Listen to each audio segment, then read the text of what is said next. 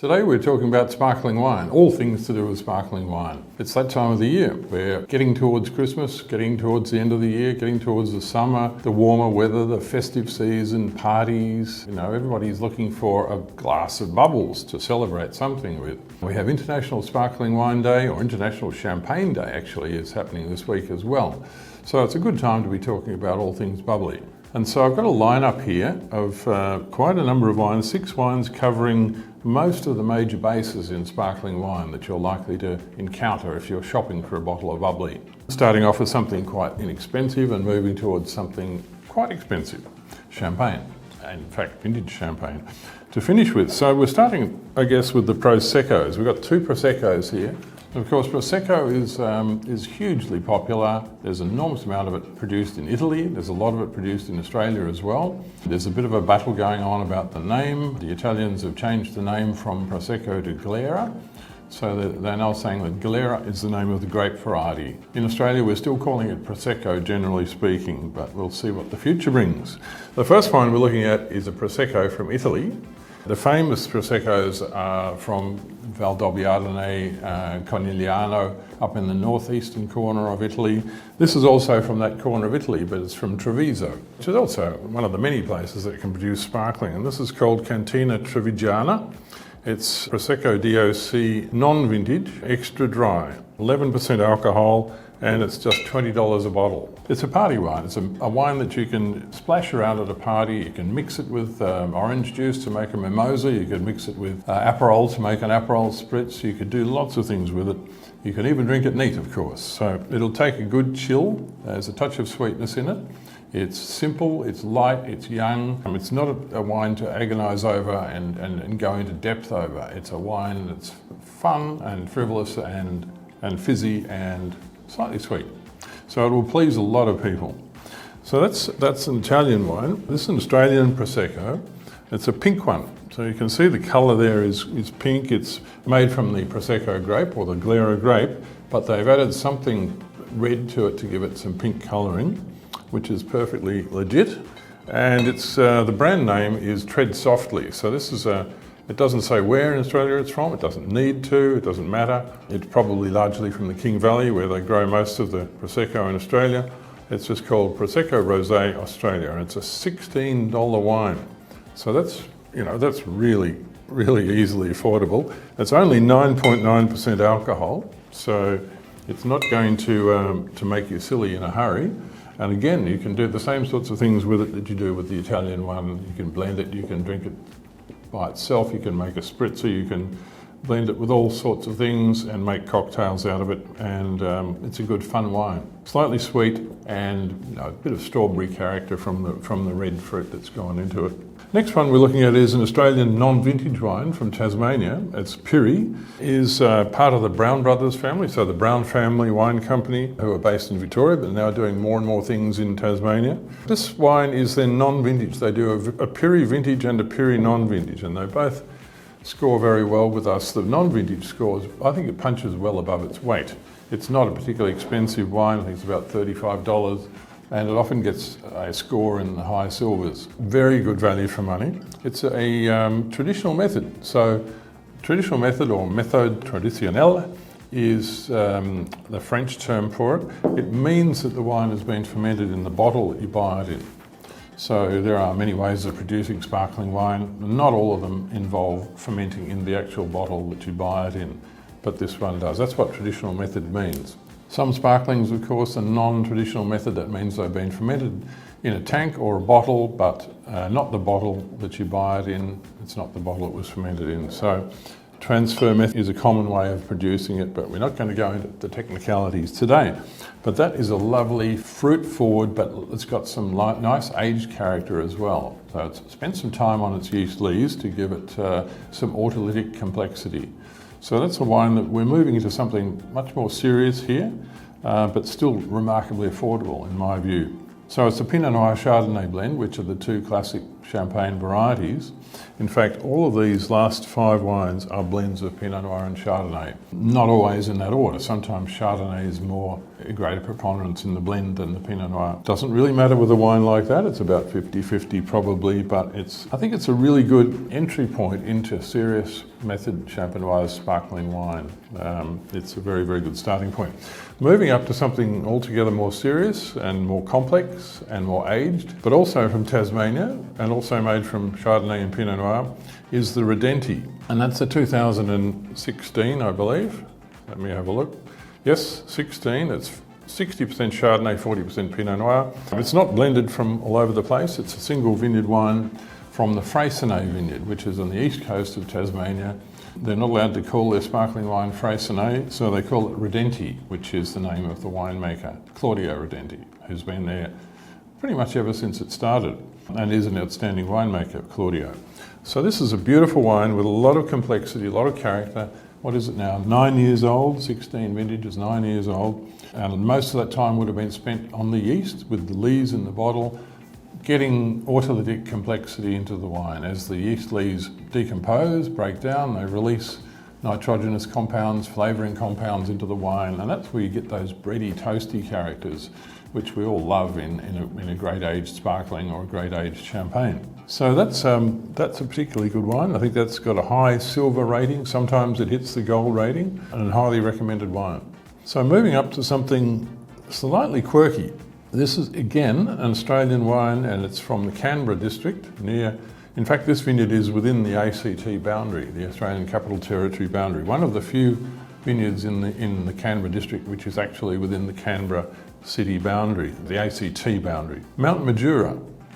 And if you go around Canberra area, you can't avoid Mount Majura. It's a landmark, and the Majura bypass is a major road that goes around Canberra these days and goes right past this winery. So next time you're there, you should drop in and taste some wine because it's a really good place to visit. Mount Majura, probably more famous for its Spanish varieties, Tempranillo and so on, but they do make a great sparkling wine. And this is the late-disgorged version. So their sparkling wine is called the Silurian, which references the geological formation of the soils under their vineyard. The Silurian is normally released as a young wine. I think the current vintage is about 22 or 23 vintage, quite a young wine and not particularly expensive. But when they give it extra time on the lees, it turns into something really different and far more complex and far more interesting. This is the 2012. It's got 13 years on its lees, and it's turned into something really special. These wines are often quite high in acidity when they're young, but when they've got that much age on them, the wine is richened and filled out and become much more complex and more enveloping, and you don't notice the high acidity so much, but you do need high acidity in a top-level sparkling wine. It's part of the style, but it also helps the wine age to have a good level of acidity. So this is a very rare wine. They only make, I think, a small amount of this late-disgorged version of the Silurian. And you'd probably could only buy it from the cellar door, I'm not sure, but you'd certainly get it at the cellar door, and it's worth looking for. So again, it's a method traditionnel, so it's fermented in the same bottle you buy it in, and a lot of time on lees, giving it that extra degree of character. Moving out into France now, to Champagne. And of course, Champagne is considered, I guess, the benchmark of sparkling wine. People all over the world now make Champagne style sparkling wine using the same grape varieties and the same methods that they use in Champagne, but coming up with whatever their region gives them. Slightly different flavours, slightly different textures and structure. But I think that Champagne is what just about every great sparkling winemaker in the world is probably using as the benchmark. And this is a pretty good one. Pirie is a big company, big brand. It's well distributed, well known. It's all over the world. It's a famous brand. And if you go to Reims, the capital of Champagne, it's pretty hard to avoid the front gates of Pirie, even if you don't go in. That's quite a splendid edifice. And if you can go in there and have a tour, which is a wonderful thing to do. It's at non-vintage, and it's not their regular non-vintage, which is called Brut Royal. This one is called Brut Appanage. And the Brut Appanage is a slightly more expensive and slightly more complex wine than the Brut Royal. And a bit more expensive, a longer time on the yeast lees, and a slightly drier finish. So a more serious wine all round. Classic champagne, lovely toasty, bready characters together with those dried fruits characters you get in good champagne. A blend of Pinot Noir, Pinot Meunier and Chardonnay. Not an inexpensive wine. I think that wine is over $100. That's the sort of wine you would get for a special occasion. I mean, something like the Radenti could also be a special occasion wine, but the more special the occasion, I guess the more people are willing to pay, and hopefully you would be opening a wine like that with people who really enjoy and understand good champagne. You wouldn't just splash it around at a party or mix it with orange juice or anything like that. I think it's a wine that deserves to be treated with respect and with attention. It's a wine of character and a wine of real quality. So that's the non-vintage. So a non-vintage can be a blend of many vintages, usually based on a recent young vintage, so it might be only 2 to 3 years on lees, more likely about 4, and the youngest vintage would be the main vintage in it, but then when there would be several older vintages that have been blended to give it extra depth of flavour and extra complexity. So that's a classic way a non-vintage champagne is produced. The other way of producing champagne, of course, is a single vintage wine, such as this Taittinger. Taittinger is, like Pommery, one of the great names of champagne. It's seen everywhere in all the best shops. It's widely distributed. It's still a family-owned company, Taittinger, by the Taittinger family, very famous family in France. And this is a vintage. It's called Brut Millésime, and Millésime means vintage. 2016. This would be a blend of Pinot Noir and Chardonnay. It may have some Meunier in it, but generally speaking, vintage champagnes don't have a lot of Meunier in them, because Meunier is a maturing variety which they tend to use in non-vintages more. But this wine is a serious wine. This is, you're into high quality country here. It's, 16 again, so it's the same time on lees as the Radenti here. It's coming up for its 10th birthday next year, and so it will have built lovely toasty, matured complexities, brioche, croissant, those sorts of bread crusty characters which long time aging on the yeast lees can bring to the wine. That mixed in with the fruit flavours, of course. So you can have floral elements, you can have all sorts of stone fruits, peaches, the touch of fig, dried fruit characters as well. All sorts of beautiful aromas and flavours in a wine like that. And generally, the more you go up in price, the drier the wines too. So this wine has quite a dry finish. You won't notice sweetness in that wine. And that is a wine which is not going to be a wine that you would want to buy every day of the week. It's probably around $140 a bottle, $130. I think that it's therefore a wine that you would save for a special occasion. So there you go. You've got a range of sparklings from the fun party wines, slightly frivolous, very inexpensive, up through some serious wines, Australian wines, and then champagne, which of course is the apotheosis of great sparkling wine. To this festive season, and I'm going to choose an Australian sparkling wine to open because, well, we're Australian and we should be proud of our own wines. We can be very proud of the quality that a lot of our sparkling wines are producing these days, especially in Tasmania, where they're doing, so many people now are doing wonderful, wonderful sparkling wine, and just very gently ease it out. And you don't want to make a bang and a lot of gushing. You'll get gushing if you do it without too much control, and if the wine gushes, you're going to lose wine. This is not a good thing. You want to keep as much wine as possible so that you can enjoy it.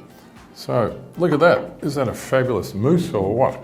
The mousse is the sparkle. Call it the bead if you like. It's a collar of mousse, a collar of froth.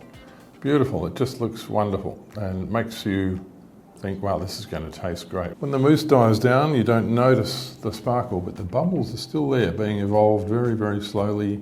Very fine bubbles. Fine bubbles are usually an indication of a superior type of sparkling wine. The fineness of the bubble is a function of the quality, like surface tension, lots of physical properties, but also aging. The longer aging the wine has had, the finer the bubbles tend to be. Now, I just swirled the glass, which is probably a bit of a no-no. You shouldn't need to swirl the glass because the bubbles bring the aroma out of it. And if you swirl it too much, you will lose too much gas. When you smell that wine, it's just got a beautiful nose, a very complex nose. There are those bready characters, lightly toasted bread, fresh baked bread even. But I get very subtle notes of dried fruit in there as well. Dried apple, dried stone fruits like peach, apricot and pear.